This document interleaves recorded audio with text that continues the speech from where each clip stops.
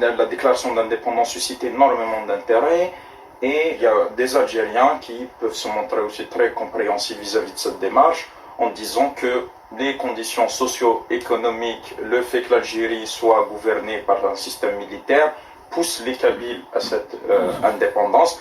Mais est-ce que ça veut dire que si ces conditions socio-économiques s'améliorent, la Kabylie serait prête à ne plus aller vers l'indépendance? Non, la Kabylie ne pourra jamais se porter aussi bien qu'avec son indépendance. La Kabylie ne renoncera jamais à son indépendance, puisque c'est dans la nature des peuples d'être indépendants.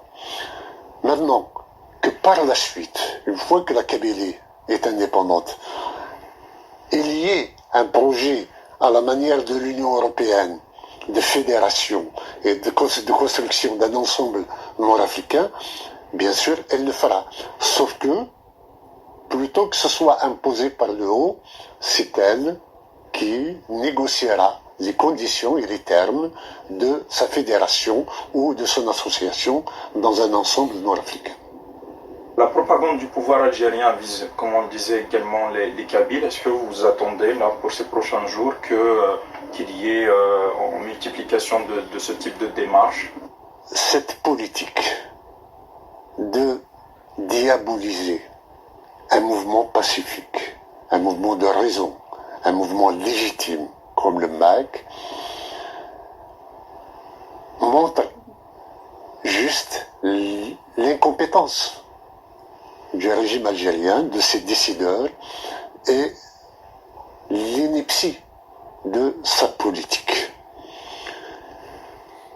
Dénoncer le MAC aujourd'hui n'avancera l'Algérie à rien, puisque la Kabylie, elle, attend avec impatience la déclaration d'indépendance.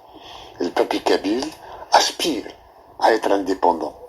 Si une poignée de gens venus sous pression par ailleurs et sous ordre du régime algérien va faire des émissions pour dire que nous faisons fausse route, nous vérifions notre ancrage et l'adhésion du peuple kabyle dans les stades, dans les marches, dans les actions publiques, dans le boycott des élections.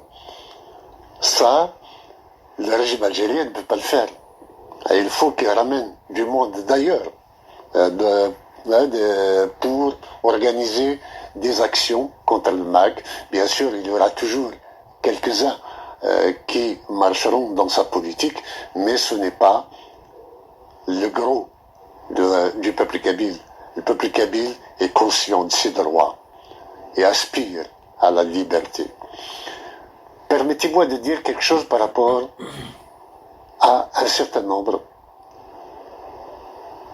de pseudo-démocrates algériens. La plupart des Kabyles par ailleurs. Quand ils disent que nous sommes contre l'indépendance de la Kabylie, comment se fait-il que quelqu'un puisse préférer la répression de la Kabylie à sa liberté? Je ne comprends pas cette logique, je ne comprends pas cette raison.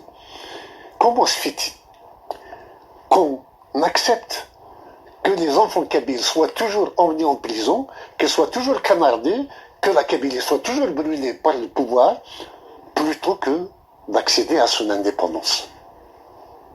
Qu'on m'explique un peu de quelle logique cela procède. Des intellectuels, qu'ils soient kabyles ou non, qui disent qu'ils sont contre l'indépendance de la Kabylie, sont des criminels. Parce qu'ils préfèrent la violation des droits de l'homme au respect de la charte de l'ONU et de toutes les conventions internationales. Our hearts beat to the city streets. We began to feel the fire. We rise like tall buildings as the chemicals, they take us higher. night's young and it's just begun as she puts her hand in mine. We wanna chase the night, wanna dance to the light, pull the stars from the sky, just two hearts running wild. Never sleep, never stop, as we shout from the top. We're gonna be two hearts running wild.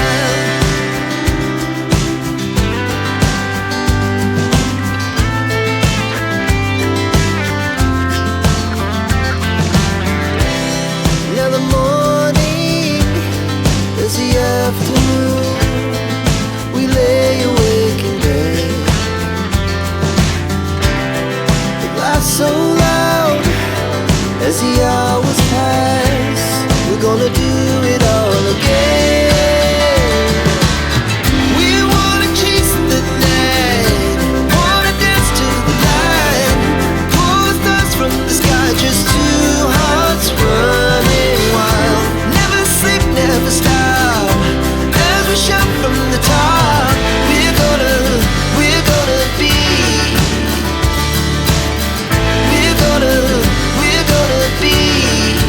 two hearts running wild.